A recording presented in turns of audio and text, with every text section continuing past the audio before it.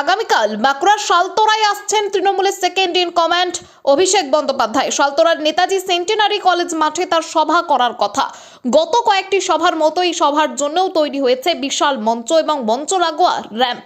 ভুতুরে ভোটার ও নির্যাতিত পরিযায়ী শ্রমিকদের পর এবার সালতোরার র্যাম্পে কাদের হাজির করা হবে তা নিয়ে রাজনৈতিক মহলে শুরু হয়েছে জোর চর্চা।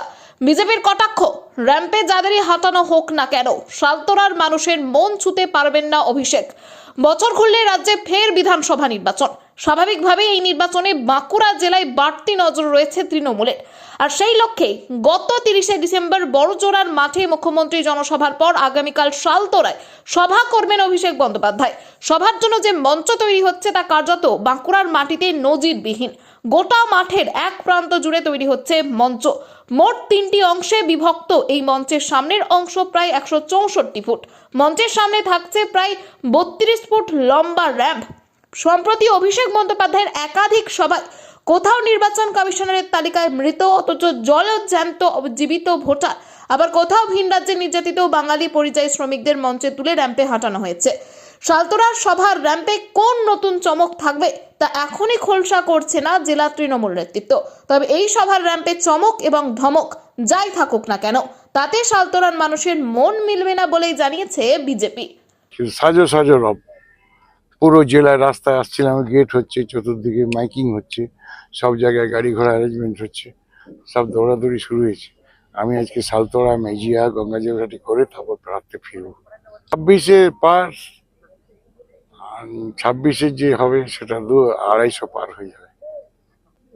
র্যাম্প হচ্ছে পাবলিকের কাছাকাছি যাওয়া, আর র্যাম্পে নতুনত্ব জিনিস দেখানো হচ্ছে। যেমন গতবার দেখালাম নির্বাচন কমিশনের ভূত, জীবিত মানুষ তাদেরকে মৃত দেখানো হচ্ছে।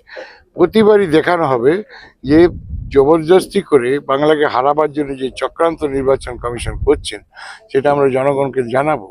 আমরা জনগণকে জানাবো যে বাংলার মানুষের প্রতি অবিচার, 100 দিনের কাজ বন্ধ, ঘরের টাকা বন্ধ, কেন্দ্রের কাছে টাকা যে পাওনা সে টাকা বন্ধ, এই করে বাংলাকে যেভাবে অপমান করছে তার প্রতিবাদ হচ্ছে প্রত্যেকটা দিন। শ্রমিকদের তো হাঁটানো হচ্ছে, পরিযায়ী শ্রমিকদের মারধর হচ্ছে, বাংলা কথা বললে তাদেরকে মারধর করা হচ্ছে, অত্যাচার করা হচ্ছে, বাংলাদেশি বলে পাচার করে দেওয়া হচ্ছে, অনেক হচ্ছে, অত্যাচার হচ্ছে। আরে বাঁকুড়া জেলায় গরিব মানুষ জলের টাকা বন্ধ করে রেখেছে এরা। 2,500 কোটি টাকা আমরা পানীয় জলের জন্য পাবো, সে টাকাও দেয়নি। আমরা এমপিরা দরবার করেছি, তাও দেয়নি। প্রতিবাদ ছাড়া তো কোনো রাস্তা নেই। প্রতিবাদী মানুষকে রাস্তা দেখাবে, অবভিয়াসলি দেখা যাবে। দেখুন, এরা এই যে র্যাম্প করছেন, র্যাম্পে কারা হাঁটে? এরা দেখবেন যারা ফ্যাশন শো যারা করেন, যারা নায়ক, যারা গায়ক, সেই তারাই এই র্যাম্পে হাঁটে। আমরা দেখেছি, সিনেমাতে দেখেছি। কিন্তু এই রাজনৈতিক ময়দানেও যে এরকম ভাবে র্যাম্প করে হাঁটা যায় এবং সেই নায়কের মতন হেঁটে হেঁটে ডায়লগ দেওয়া যায়, এটা পশ্চিমবঙ্গের মানুষ দেখছেন যে এরা সরকারি কোষাগারের টাকা কিভাবে খরচা করছে। চারিদিকে মেলা খেলা, র্যাম্প, এই যে চারিদিকে শিল্প মেলা হচ্ছে, চারিদিকে শিল্প মেলা করছেন, যে এই টাকাটা কোথা থেকে আসছে? সরকারি কোষাগারের টাকা। সেই সরকারি কোষাগারের টাকা এরা মেলা খেলা করে শেষ করছেন। এখানে প্রয়োজন ছিল আমাদের শিল্প মেলা করার, কারণ এখানে অনেক শিল্প, কাঁসা পিতলের এখানে কাজ হয়, এখানে তালি শিল্প হয়, এখানে রেশম শিল্প ছিল, সব কিছু বন্ধ করে রেখেছে। এদিকে ওদের নজর নেই, এরা এখন চমক দেওয়ার জন্য নাকি আসছে।